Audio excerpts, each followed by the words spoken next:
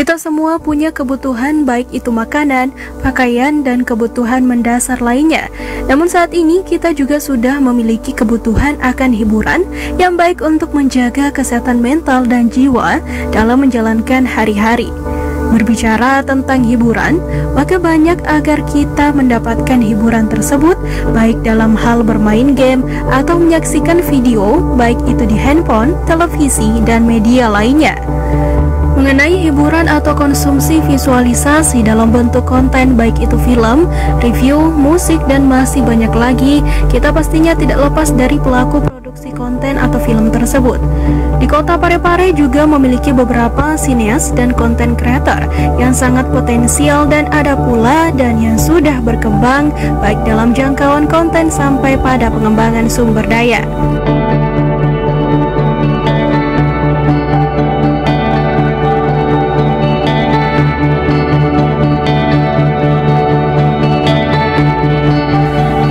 Apa itu konten kreator?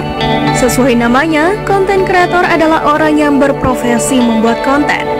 Konten yang dihasilkan oleh seorang konten kreator bisa dalam bentuk artikel, video, e-book, infografik, foto, dan lain-lain. Anda bisa menggunakan konten tersebut untuk diposting di beberapa media seperti blog, email, media sosial, YouTube, dan TikTok. Seorang konten kreator akan membuat konten sesuai dengan tujuan pembuatan konten. Secara sederhana dan harfiah, konten kreator bisa diartikan sebagai orang yang membuat konten. Konten yang mereka buat disebar ke berbagai platform media sosial yang tersedia, seperti YouTube, Instagram, atau Facebook. Namun sebenarnya konten kreator lebih dari sekedar pencipta konten semata.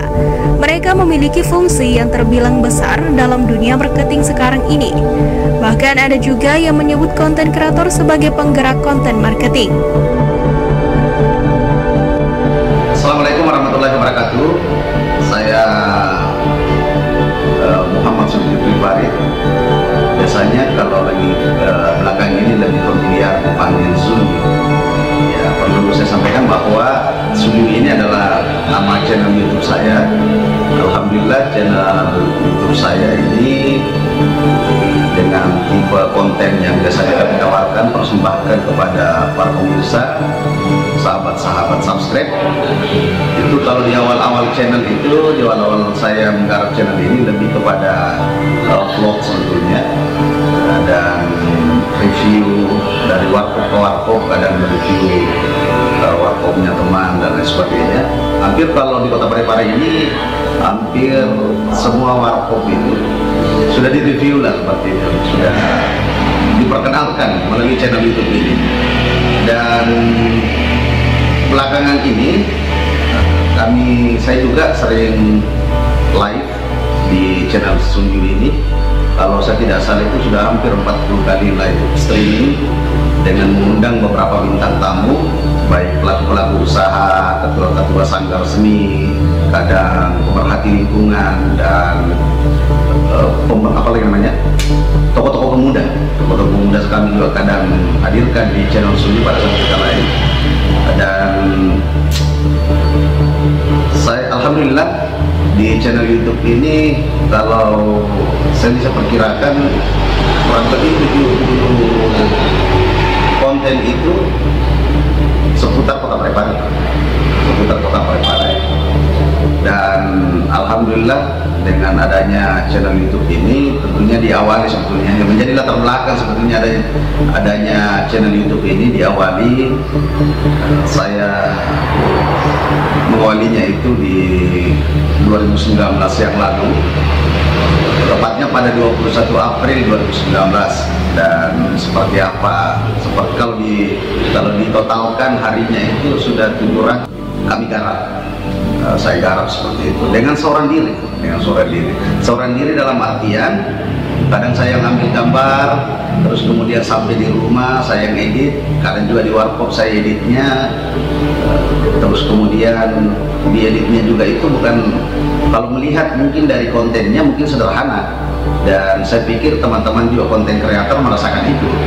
Mungkin kalau dilihat persembahan kontennya mungkin sederhana kan, tetapi orang tidak tahu di balik itu bahwa kalau kita edit video itu kadang saya pernah edit video itu mulai jam 3 subuh sampai jam 9 pagi. Jam 9 pagi karena kalau saya, menurut pengalaman saya edit video itu, kenapa kemudian lama? Karena minimal 3 sampai 12 kali olah. Mulai dari terus memasukkan videonya dulu, bahannya itu, terus kemudian potongan yang mana harus dipotong, yang mana harus ada, terus kemudian isi soundnya ataupun latar musiknya, terus kemudian kalau mau ditambahin lagi fitur-fitur yang lain itu. Cuma uploadannya itu tergantung juga durasinya.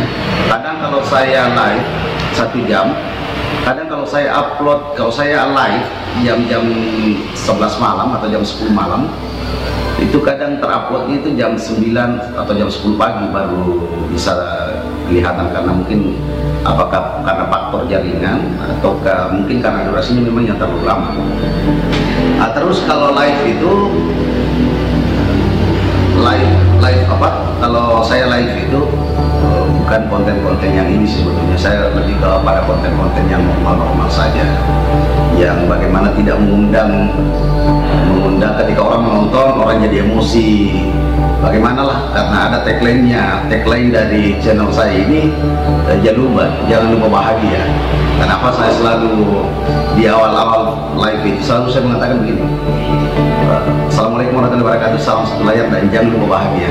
Jadi ada sebuah ciri khas lah di channel YouTube ini, selalu saya tanamkan, yaitu jangan lupa bahagia, agar supaya setiap pemirsa, setiap penonton yang kemudian menonton video saya, melihat video saya, dia tidak melupakan kebahagiaannya. Artinya dia berbahagia dengan adanya tayangan-tayangan ini, meskipun mungkin dengan konten yang sederhana, karena juga dengan alat yang kami gunakan juga sederhana, awal terasa, tetapi hari demi hari, konten ke konten, alhamdulillah mengalami perubahan, membaik, dan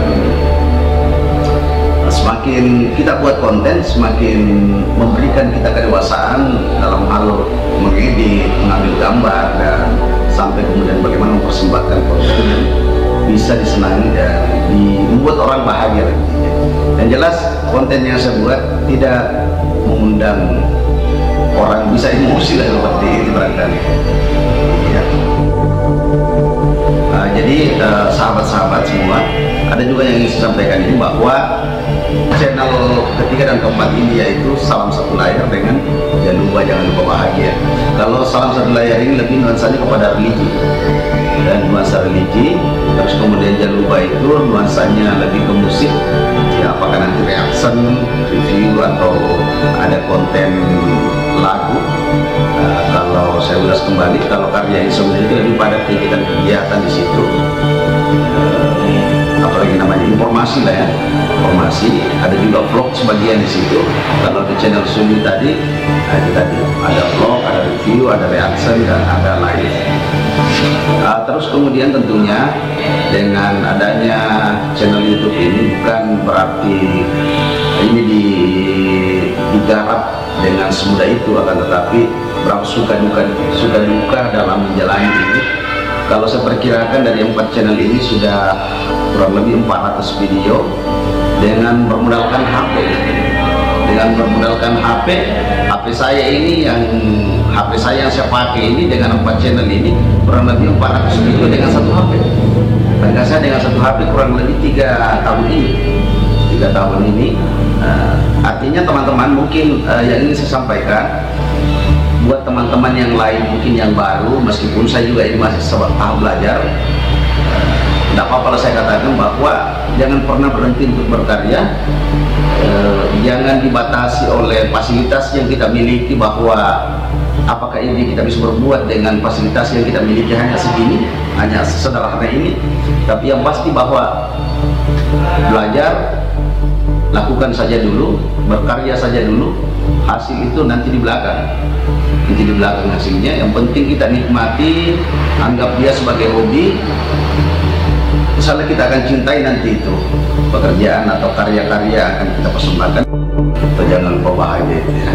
Mungkin saya barangkali teman-teman, semoga kita semua sehat dan selalu senantiasa berada dalam lindungan Allah Subhanahu Wa Taala. Salam satu layar dan jangan lupa bahagia tentunya.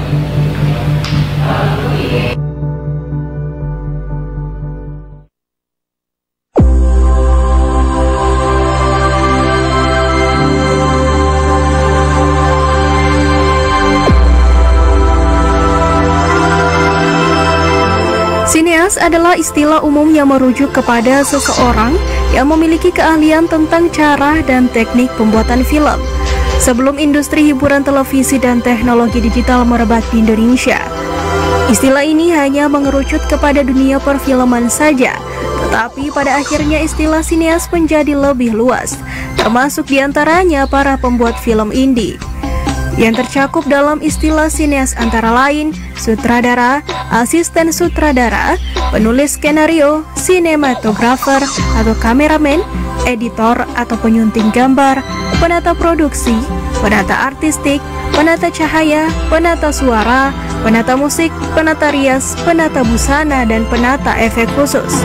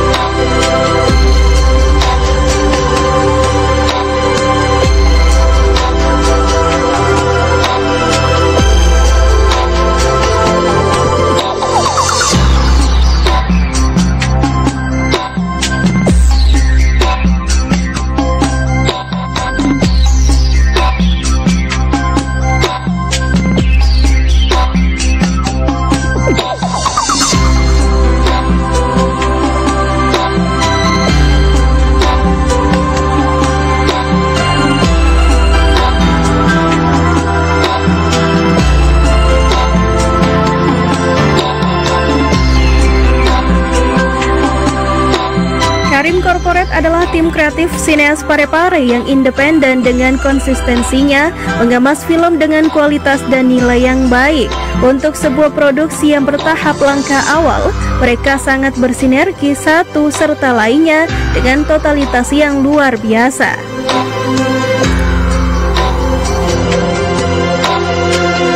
Halo, selamat sore. Perkenalkan, nama saya Davir. Saya adalah tim leader dari Karim Corporate. Karim Corporate sendiri itu adalah apa ya namanya? Content creator kayaknya. Content creator di bidang YouTube, mungkin video Instagram, segala macam.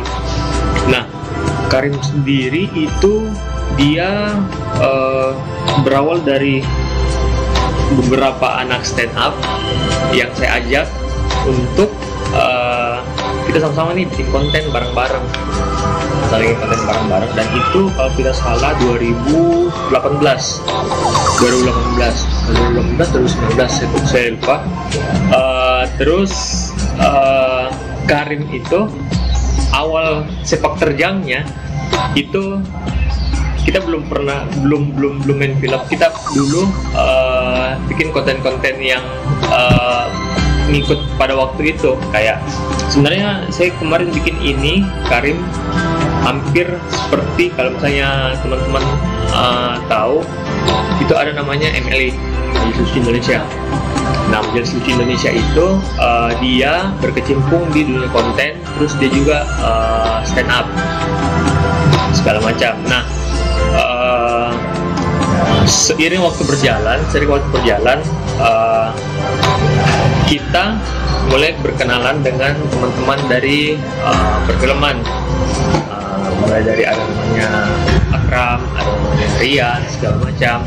Nah, Karim sendiri itu sebelum mereka masuk, sebelum sampai yang sekarang, itu kita hanya berlima kalau tidak salah. Saya, ada namanya Muhammad Rais, ada namanya Pak Arifin, ada namanya Gigi, ada namanya Ansar, ada namanya Acai. Iya, itu. Kemudian setelah itu mulai masuk teman-teman dari anak-anak kreatif lainnya, seperti ada namanya Rizaldi, Muhammad Rizaldi, masuk Muhammad Akram, Muhammad Rian, Putra. Nah, semua itu ketika itu kita mulai sepakat kalau oke deh, Karim, kita mulai coba sesuatu yang baru, kita bikin film.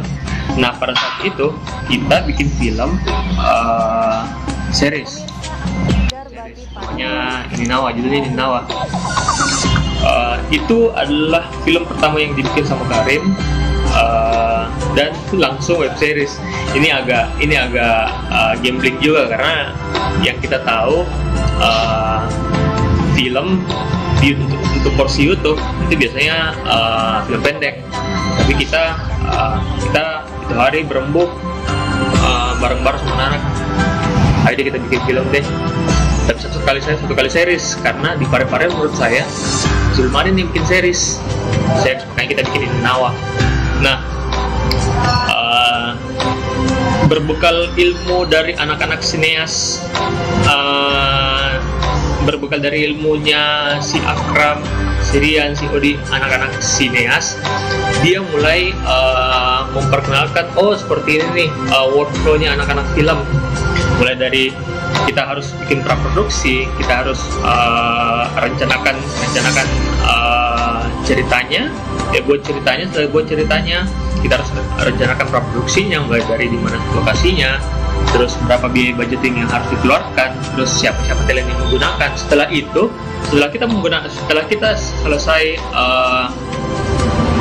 membuild timeline untuk melakukan praproduksi itu, nah kita mulai menyeberang ke produksi. Dari produksi itu makanya kita bisa dapat hari yang kita mau untuk syuting, karena adanya kematangan di praproduksi itu. Nah, kemarin ketika di film ini Nawa itu memang pada saat itu kita rencana 3 hari.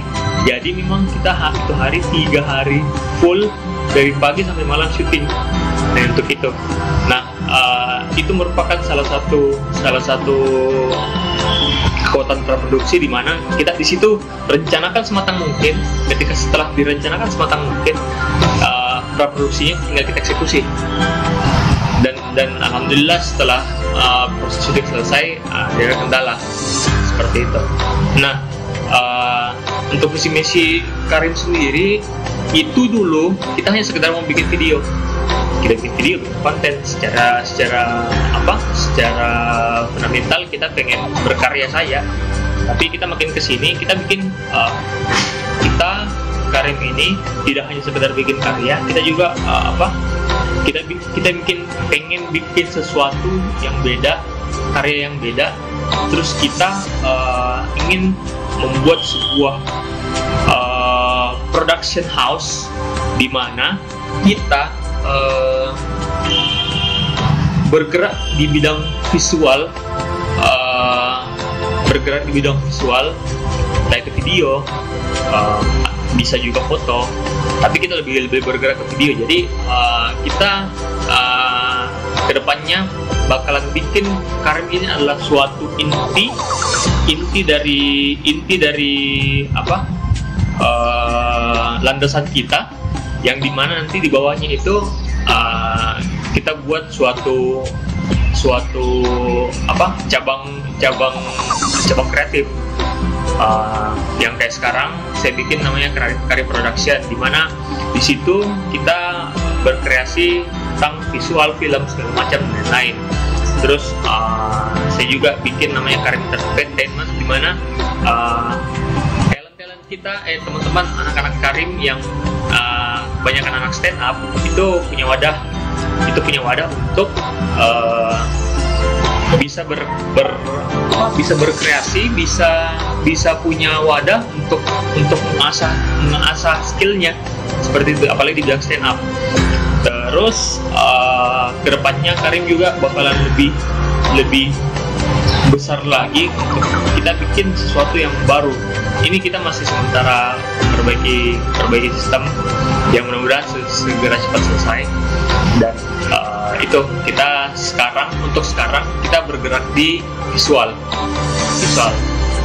Kalau mau ditanya sendiri, Karim itu kalau mau dibilang sebenarnya, biasa orang bertanya Karim itu apa sih? Karim itu sebenarnya kita namakan komunitas kreatif, rumah kreatif. Jadi dia adalah tempat di mana teman-teman yang kreatif di Parepare untuk mengasah skillnya bisa ke kita.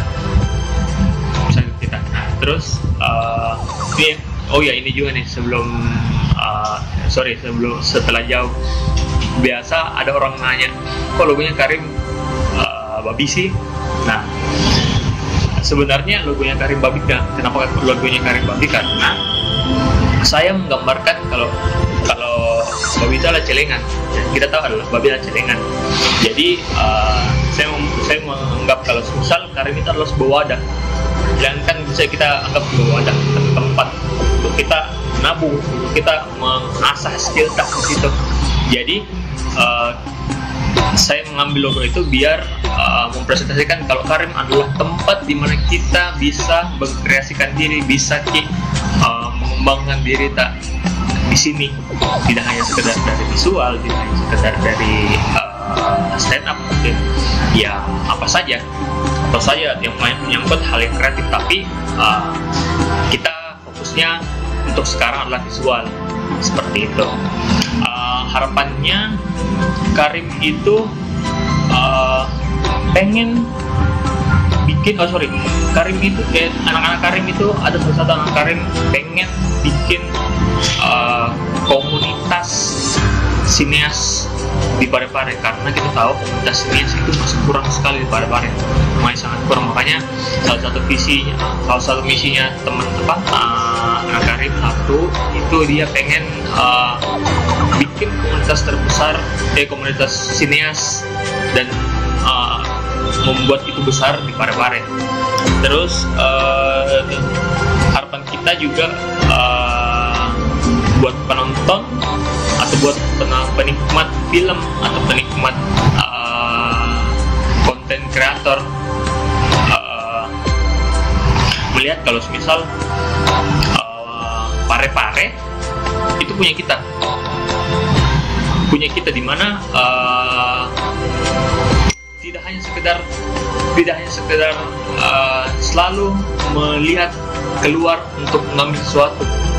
Ada di kita di Parepare komunitas kreatif namanya Karim. Di situ kalian bisa lihat, kalian bisa perhatikan dan bisa nonton karya kita.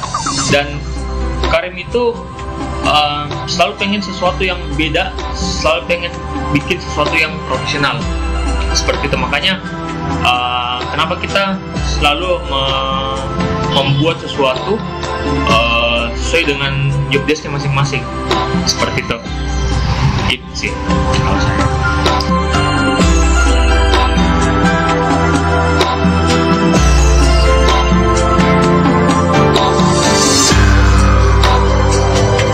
Menurut State of Digital Publishing, konten kreator adalah seseorang yang bertanggung jawab untuk setiap informasi yang ada di media, terutama media digital. Dan menurut mereka, konten kreator biasanya memiliki target audiens tertentu.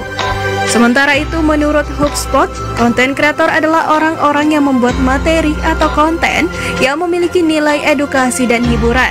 Materi ini juga kelak disesuaikan dengan keinginan atau ketertarikan dari audiens. Lazimnya, konten kreator memakai banyak platform untuk menyebarkan konten mereka. Selain sosial media seperti Facebook, Instagram, ataupun YouTube, mereka juga memakai blog, infografik, maupun e-book untuk menyebarkan konten. Konten kreator sendiri dalam konteks ini bukanlah selebriti ataupun blogger.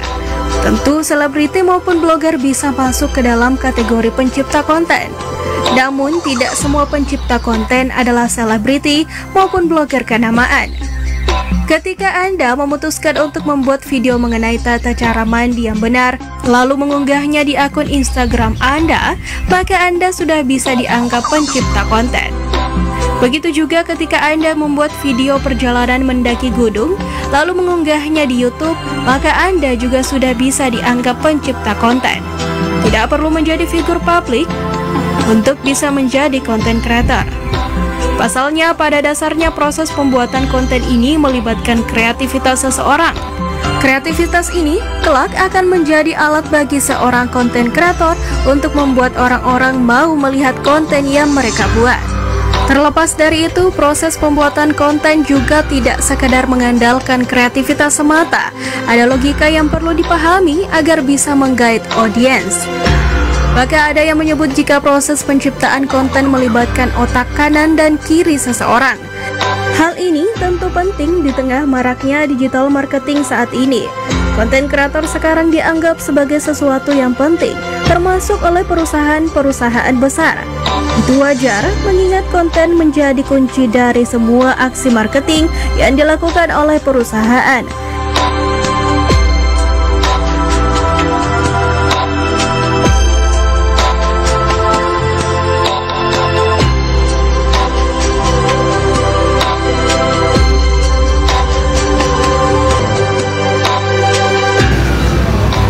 Jadi salah satu bentuk kreativitas pemuda Parepare yang dituangkan dalam bentuk melalui film maupun video pendek yang menarik dan hasilnya sangat membanggakan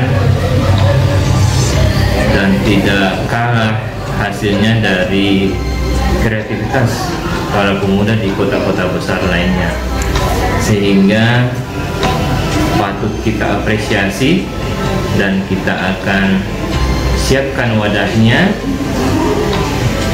dalam sebuah program dalam TV Peduli sehingga masyarakat luas dapat lebih menikmati dan juga hasil-hasil karya kreativitas anak pemuda tersebut dapat dikenal lebih luas dan ikut serta dalam memberikan atau mempromosikan kota Parepare di Indonesia.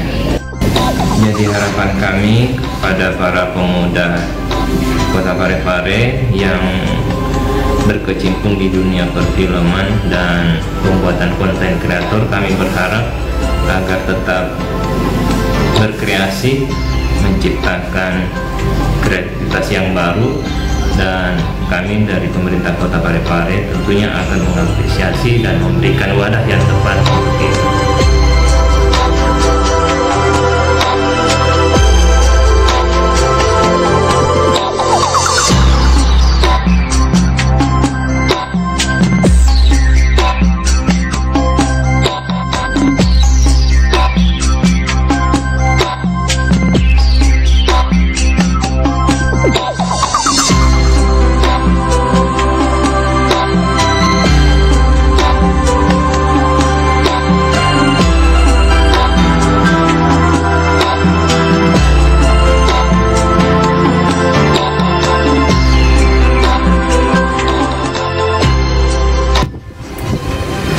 Jadi salah satu kayak yang biasa saya nonton itu konten kreatornya itu Kramax yang biasa saya nonton.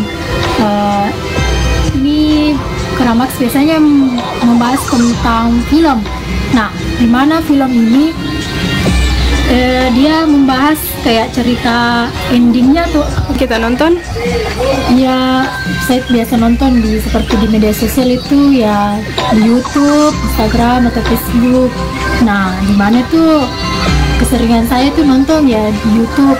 Seperti kontennya itu biasanya genrenya yang saya paling suka itu ya seperti horor, netizen, seperti itulah. Kalau yang menghibur seperti itu Bayang Paula dan lain-lain. Nah, menurut saya itu ya menarik karena kenapa? Salah satu kontennya itu membahas tentang film-film. Dan dimana kan tidak semua kita nonton film itu bisa kita mengerti kan? Jadi sangat membantu saya karena ini konten kreator bisa membahas kembali. Jadi kalau misal kita nonton ini filmnya atau yang diuploadnya di YouTube ya, bisa lebih dimengerti karena jangan sampai kayak biasa kita kan nonton kan tidak nonton full, tapi kita tidak pasti ada jalan ceritanya tidak bisa kita mengerti lah. Intinya begitu ya. Bagi saya sih cukup membantu untuk kita menonton itu konten-konten kreator atau perfilm-filman itu, khususnya di kota Parepare. Harapan saya lebih ditingkatkan lagi dalam membuat konten atau film agar penontonnya lebih tertarik untuk menontonnya, supaya bisa lebih membanggakan lagi khususnya untuk di kota Parepare ini.